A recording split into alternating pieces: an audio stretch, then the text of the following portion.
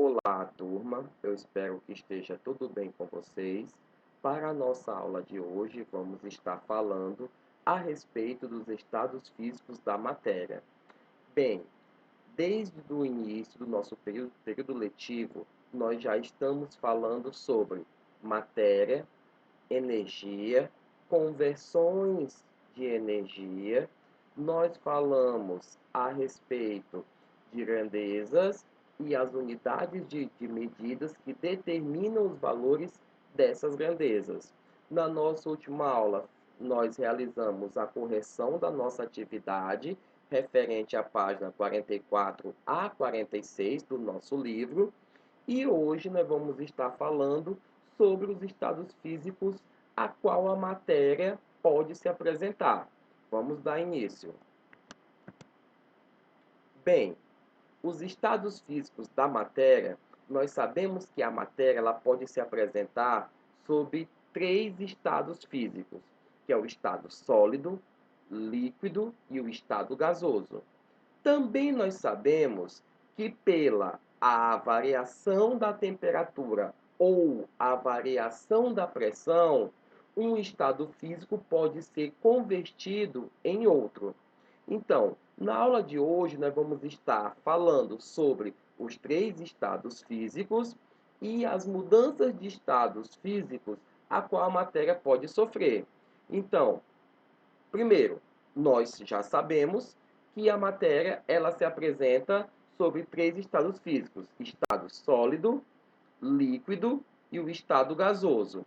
Olhando para a imagem, nós observamos o seguinte, ó, que o estado gasoso, as moléculas, elas estão mais organizadas, ou seja, as moléculas, elas apresentam baixa energia cinética, por isso que elas têm pouco movimento uma em relação à outra. Quando observamos o estado líquido, nós percebemos que já existe uma certa mobilidade entre as moléculas, maior do que o estado gasoso. Isso permite com que os líquidos eles possam se adequar ao formato do recipiente, devido a essa certa distância entre as moléculas. Já quando observamos o estado gasoso, a energia cinética ela é altíssima das moléculas. E isso nos faz remeter a quê? Nos faz remeter que o estado gasoso é o estado mais simples a qual a matéria pode se apresentar, porque ela possui alta energia cinética, as moléculas elas se movimentam de forma aleatória e desorganizada, se chocando com as paredes do recipiente. E no momento em que elas se chocam com as paredes do recipiente, a parte interna do recipiente, elas exercem uma força nessa parte interna, e a essa força exercida nós chamamos de pressão. Mas, a olho nu, sem auxílio de nenhum equipamento, como podemos observar e definir cada um dos três estados físicos?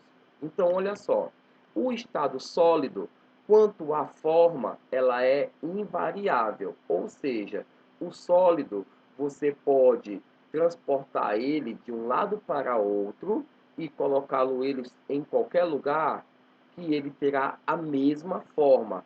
Por quê? Porque ele possui alto grau de organização. Basta nós observarmos aqui, ó, o comportamento das moléculas, ó, altamente organizadas. Devido ele apresentar forma invariável, ou seja, a forma constante, o sólido ou os sólidos, eles possuem um volume também constante. Ou seja, o volume que um sólido ele possui, você pode colocá-lo em qualquer local, que ele irá possuir o mesmo volume, não irá sofrer alteração. Já o estado líquido, a gente pode observar que devido a essa maior distância entre as moléculas em relação ao estado sólido, todo líquido, ele apresenta forma variável. O que eu quero dizer com forma variável. Eu estou querendo dizer que todo líquido ele irá se adequar ao formato do recipiente. Então, quando você colocar um líquido dentro de um recipiente, devido a essa maior distância entre as moléculas, ele irá se adequar ao formato do recipiente a qual você está colocando esse líquido. Quanto ao volume, o volume ele será constante, ou seja, ele será mantido, tá? Não irá sofrer alteração de volume, apenas a forma.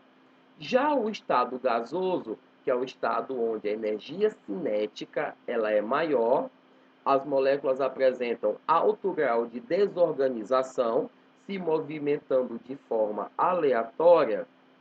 Como será quanto à forma e o volume de um gás? Bem, gente, quanto à forma e o volume, ambos serão variáveis. O que isso quer dizer? Quer dizer o seguinte, que todo gás ele terá a forma do recipiente e ele terá o volume do recipiente. Exemplo, se eu tenho um recipiente quadrado de 5 litros, o gás colocado nesse recipiente, ele terá o formato do recipiente, vamos dizer retangular, e o volume de 5 litros. Se eu pegar esse gás e colocá-lo em um outro recipiente, vamos dizer, um recipiente triangular de 1 litro de capacidade, o que irá acontecer? Esse mesmo gás, ele terá o formato triangular e o volume de 1 litro. Ou seja, resumidamente, todo gás ele vai possuir a forma do recipiente e o volume do recipiente. Por quê? Porque ele apresenta alta energia cinética e isso faz com que ele tenha maior distância entre as suas moléculas. Bem, as características macroscópicas dos estados físicos, ou seja, o que a gente pode observar a olho nu. O estado sólido, ele tem a forma própria, como nós vimos, forma constante, volume também fixo. E isso vai representar o quê? Todo sólido, ele é difícil de ser comprimido. Dificilmente você comprime o gás, você comprime um sólido. Dificilmente você reduz o volume de um sólido. Também, um sólido, ele não se move espontaneamente. Ou seja, se você pegar um sólido e colocar ele em um determinado local, ele irá permanecer nesse local.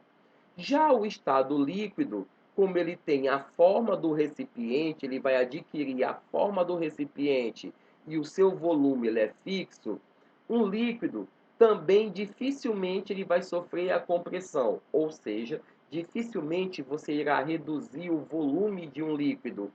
Porém, ao contrário do sólido, que não se move espontaneamente, um líquido ele pode escorrer, ou seja, ele sofre escoamento. Isso quer dizer o quê? Você tem um copo com água e você derrama esse líquido presente nesse copo, a água presente no copo, no chão. O que acontece?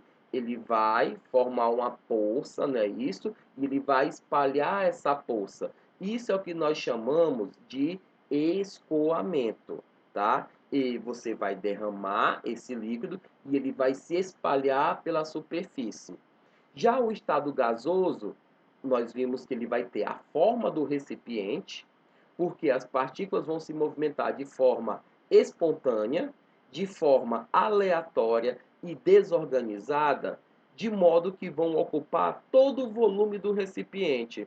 Então, o que isso quer dizer? Quer dizer que todo gás ele pode ser facilmente comprimido, ter seu volume reduzido através do aumento da pressão, ou ele pode ser facilmente expandido com uma diminuição da pressão. Vamos lá. Compressão, aumento da pressão, redução de volume. Expansão, diminuição da pressão, o aumento de volume. Ok? Dando continuidade, vamos lá. as mudanças de estado físico da matéria. Bem, nós acabamos de ver que a matéria ela se apresenta sob três estados físicos: sólido, líquido e gasoso.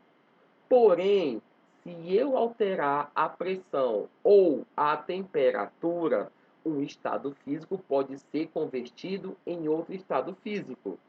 E a essas transformações nós chamamos de mudanças de estado físico da matéria, onde nós temos um esquema que representa de forma sucinta essas mudanças de estado físico. Então, olha só, primeiro de tudo, o critério que nós vamos usar, que nós vamos utilizar, é o aumento da temperatura. Ó. Estamos aumentando a temperatura, estamos diminuindo a temperatura. Então, observa que aqui nós temos a matéria no estado sólido, no caso, ó, o gelo, estado sólido. Aqui nós temos a matéria no estado líquido, no caso, água líquida. E aqui nós temos a água no estado de vapor, estado gasoso. Então, olha só, nós temos um sólido, nós temos o gelo. Se eu aumento a temperatura, esse gelo ele vai derreter, ou seja, ele vai se transformar em líquido. E a essa mudança de estado físico, nós chamamos de fusão.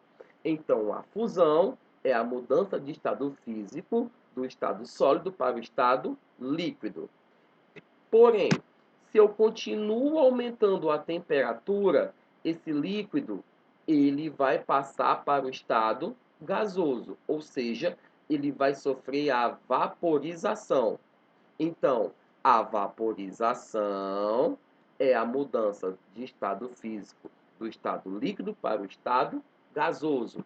Observação: a vaporização ela pode ser dois tipos. Ela pode ser a evaporação, como também ela pode ser a ebulição. Como eu vou perceber a diferença da evaporação para a ebulição? É bem simples. A evaporação ela ocorre de forma lenta. Ela ocorre durante todo o processo, durante todo o tempo. Por exemplo, quando nós lavamos uma roupa, nós lavamos as nossas roupas e a gente coloca para secar em um varal, com o tempo a roupa ela irá secar, ou seja, a água da roupa presente na roupa ela irá evaporar, não é isso? Então essa evaporação ela vai acontecer de forma lenta, de forma devagar, durante todo o tempo que ficar exposto. Já a ebulição, a matéria ela é forçada a passar do estado líquido para o estado gasoso. Ou seja, quando você aquece a água para fazer um café, para fazer um chá, o que acontece? Você está fornecendo energia à água líquida, ela está passando do estado líquido para o estado gasoso e você vai observar essa mudança, a ebulição, no caso, através da formação de bolhas, ou seja, a matéria ela irá borbulhar. A formação de bolhas é a matéria passando, no caso a água, do estado líquido para o estado gasoso através da ebulição. Agora vem uma mudança interessante. A sublimação. Existem alguns tipos de matéria que passam do estado sólido diretamente para o estado gasoso, ou seja, não passa pelo estado líquido. Ela é um sólido que vai se transformar em gás ou vapor, ok? Um exemplo dessas substâncias, nós temos o gelo seco, que é gás carbônico sólido, quando você vai num show que tem aquela fumaça em um palco, aquela fumaça é a sublimação do gelo seco, ou seja, o gás carbônico sólido se transformando em gás, ok? Além disso, nós temos a cânfora presentes em pomadas para contusões, um exemplo, Gelol, Bálsamo Benguê, estou falando das marcas, mas pomadas para contusões, no momento em que você passa a pomada no local da contusão, você vai sentir a pomada, o local resfriar. Esse resfriamento é a pomada, é a cânfora retirando o calor da pele, passando do estado líquido para o estado gasoso, ok? Outro exemplo, a naftalina, que é uma substância que nós utilizamos, bolinha de naftalina, e colocamos em armários, guarda-roupas, não é isso? Para não dar traça ou baratas nesses locais. Você pode observar que a naftalina, com o passar do tempo, ela diminui de volume, mas você não enxerga a mancha de líquido. Por quê? Porque ela passou do estado sólido diretamente para o estado gasoso, ou seja, ela sublimou, ela sofreu a sublimação. Então, alguns exemplos de substâncias que sofrem a sublimação, quais são mesmos? Gelo seco, cânfora, naftalina. Também nós temos o iodo. O iodo também sofre a sublimação.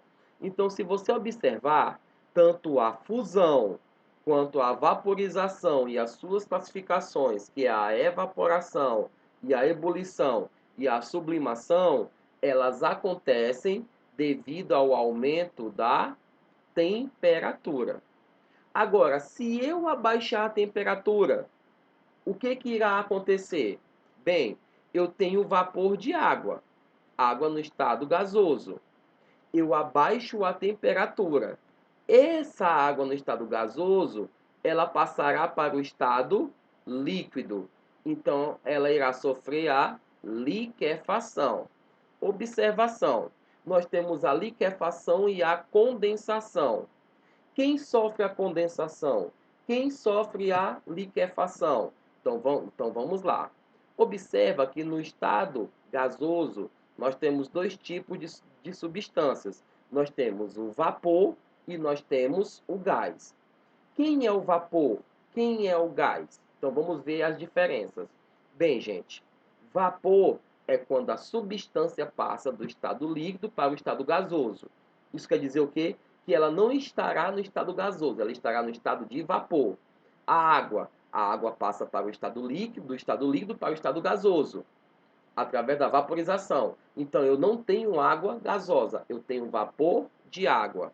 O álcool etílico, o álcool de farmácia, que nós compramos para higienizar as mãos. O que acontece? O álcool, ele passa do estado líquido para o estado gasoso. Ou seja, eu não tenho álcool gasoso, eu tenho vapor de álcool. Então, toda substância, toda matéria que passa do estado líquido para o estado gasoso, ela estará no estado de vapor. Agora, quando a substância ela é encontrada na natureza já no estado gasoso, ela é um gás. Gás hidrogênio, gás nitrogênio, gás metano, gás ozônio.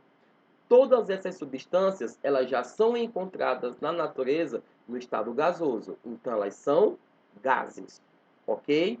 Agora, a gente pode fazer a diferença de liquefação para condensação. Ambas são a passagem do estado gasoso para o estado líquido. Porém, quem sofre a liquefação é o gás. Você liquefaz um gás. Quando um gás passa do estado gasoso para o líquido, ele está sofrendo a liquefação. Agora, quando um vapor passa do estado gasoso, que é o estado de vapor, para o estado líquido, ele sofre a condensação, ok? Espero que vocês tenham entendido essa diferença. Vapor sofre a condensação, gás sofre a liquefação. Nesse caso, eu já tenho a substância no estado líquido, tá? Devido à diminuição da temperatura. Só que eu continuo abaixando a temperatura. Esse líquido, ele irá se solidificar. No caso, a água, ela irá formar o gelo. A mudança de estado físico, onde o líquido passa do estado líquido para o estado sólido, ela é chamada de solidificação. Ok? Solidificação. Voltando, nós falamos da sublimação, que é a passagem do estado sólido diretamente para o estado gasoso, devido ao aumento da temperatura. E isso é uma propriedade que algumas substâncias apresentam. Essas mesmas substâncias, elas podem passar do estado gasoso diretamente para o estado sólido. A cânfora, o gelo seco, a naftalina. Então, quando elas passam do estado gasoso, diretamente para o estado sólido, elas também estão sofrendo a sublimação.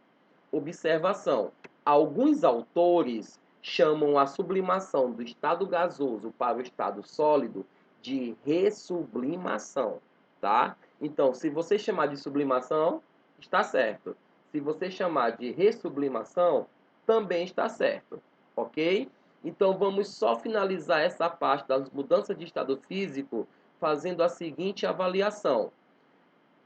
Pelo aumento da temperatura, a matéria pode sofrer a fusão, vaporização e sublimação. Pela diminuição da temperatura, ou seja, pelo abaixamento da temperatura, a matéria pode sofrer a liquefação ou condensação, a solidificação e a sublimação. Ok? Tudo tranquilo? Vamos fazer a relação entre a altitude, pressão atmosférica e ebulição. Bem, no conteúdo de grandezas e unidades de medida, nós falamos da grandeza pressão. E lá nós vimos que à medida que eu aumento a altitude, ou melhor, vamos falar uma linguagem clara, quanto mais alto for o local, menor será a pressão. Então, essa relação altitude e pressão, qual é a influência que ela causa na ebulição? Qual é a influência que ela causa na solidificação?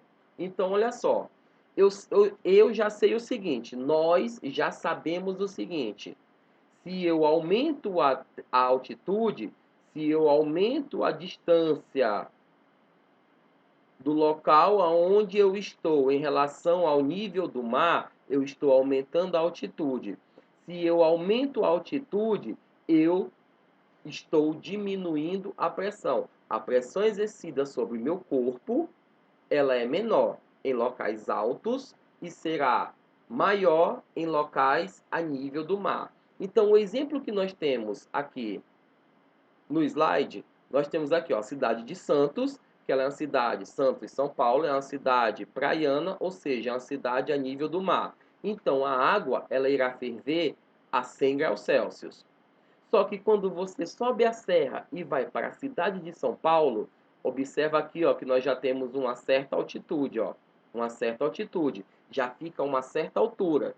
Então, em relação à cidade de Santos, São Paulo ela fica um pouco mais alta. Isso quer dizer o quê? Que a pressão na cidade de São Paulo é relativamente menor do que a pressão na cidade de Santos. Com isso, a ebulição da água na cidade de São Paulo é menor do que na cidade de Santos. Olha só aqui, a água ferve a 98 graus Celsius. Então, aí você viaja de São Paulo para a capital da Bolívia, La Paz, onde La Paz se encontra a uma altitude de 3.600 metros acima do nível do mar. Quando você chega na cidade de La Paz e você se encontra a essa altitude, a pressão exercida pelo ar, ela é menor, bem menor. E a diminuição dessa pressão atmosférica, ela vai fazer com que a água ferva a 87 graus Celsius. Então, resumidamente, se eu aumento a altitude, eu diminuo a pressão, automaticamente eu diminuo o ponto de ebulição e, consequentemente, o ponto de solidificação, ok? Diferenças entre substâncias puras e misturas. Bem, gente, nesse caso, nós vamos avaliar substâncias puras e misturas devido ao comportamento das mudanças de estado físico, ok? Então, olha só, toda substância que eu chamo de pura, que na nossa próxima aula nós vamos estar realizando a classificação e a definição de substância pura e de mistura, o que é uma substância pura, o que é uma mistura. Qual a classificação da substância pura, que vai ser simples e composta? Qual a classificação das misturas em homogêneas e heterogêneas? O que nos interessa agora, dentro desse tópico estudado, é o comportamento quanto o aumento da temperatura ou o abaixamento da temperatura, quanto ao aquecimento e ao resfriamento. Por quê? Se você aquece ou resfria uma substância pura, ela terá um comportamento. Quando você aquece e resfria uma mistura, ela terá um comportamento característico. Então, se você observar, ó, eu tenho uma substância pura. Exemplo, a água. A água, ela vai se fundir, ou seja, o gelo ele vai derreter a 0 °C. A água vai entrar em ebulição, ou seja, o líquido vai passar para o estado de vapor a 100 °C. Então, o que acontece? Ó, se você observar, aqui, ó, enquanto a temperatura sobe, eu só tenho a fase sólida, eu só tenho um estado sólido, ou seja, o gelo. Quando esse gelo, a sua temperatura atinge a 0 °C, a temperatura estaciona. Isso quer dizer o que? Estaciona. A temperatura vai ficar constante, ó, o tempo vai passar, o tempo vai transcorrer, mas a temperatura ela não irá alterar. Por quê? Porque nesse exato momento está tendo a mudança de estado físico, está havendo a fusão. Então, se está havendo a fusão, eu vou ter o ponto de fusão ou temperatura de fusão, e ela será constante. Depois que todo o gelo derreter, a temperatura volta a subir, porque eu só terei a fase líquida, eu só terei o líquido. Quando esse líquido ele entrar em ebulição, o que irá acontecer? No caso da água, ó, o líquido atingiu 100 °C, a temperatura volta a estacionar, ela para de aumentar. O tempo, ó, vai passar, ó, T3 a T4, que é o tempo, mas a temperatura não irá sofrer mudanças. Por quê? O líquido ele está entrando em ebulição, ele está passando para o estado de vapor. E nesse momento, a temperatura não se altera.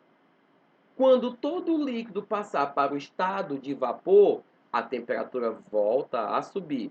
Então, se você observar que durante a fusão e a ebulição, a temperatura fica constante, ou seja, nós temos dois patamares. O que é que nós chamamos de patamares? É quando está acontecendo a fusão e a ebulição de uma substância pura, onde as temperaturas, tanto de fusão quanto de ebulição, elas irão ficar constantes, elas não irão sofrer alteração.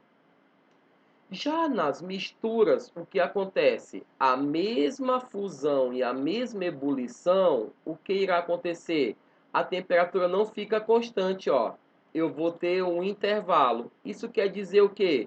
Que durante a fusão de uma mistura e durante a ebulição de uma mistura, nós teremos o início da fusão, olha só aqui, ó, início da fusão e o final da fusão. Nós teremos o início da ebulição e o final da ebulição. Isso quer dizer o quê? Quer dizer que quando uma mistura passa do estado sólido para o estado líquido, a temperatura continua subindo, ó. Tá vendo aqui, ó? Ela continua subindo. Então, isso nós vamos chamar de intervalos. Eu vou ter intervalos da fusão. Quando ela passar para o estado gasoso ou estado de vapor, também nós teremos intervalos. Nós teremos o intervalo da fusão, início da fusão, início da ebulição, final da ebulição. Então, recapitulando, substância pura, graficamente, nas mudanças de estado físico, ela irá apresentar dois patamares. Quando sofrer a fusão, olha só aqui, ó, a fusão, deixa eu marcar aqui bem, ó, a fusão e a ebulição, a temperatura de fusão e a temperatura de ebulição, elas permanecerão constantes. Já nas misturas, quando uma mistura sofre a fusão ou quando uma mistura sofre a ebulição, a temperatura continua aumentando. Nisso, nós vamos ter o intervalo da fusão e o intervalo da ebulição. Ou seja, não teremos patamares como na substância pura. nós teremos intervalos. Então, esse é o comportamento na qual nós podemos diferenciar devido ao ponto de fusão e ao ponto de ebulição, quando uma substância ela é pura e quando ela é uma mistura. Bem, gente, e com a apresentação desses gráficos do comportamento das substâncias puras e das misturas durante a fusão e a ebulição, nós finalizamos nossa aula de hoje. Espero ver vocês na nossa próxima aula. Até lá. Tchau, tchau.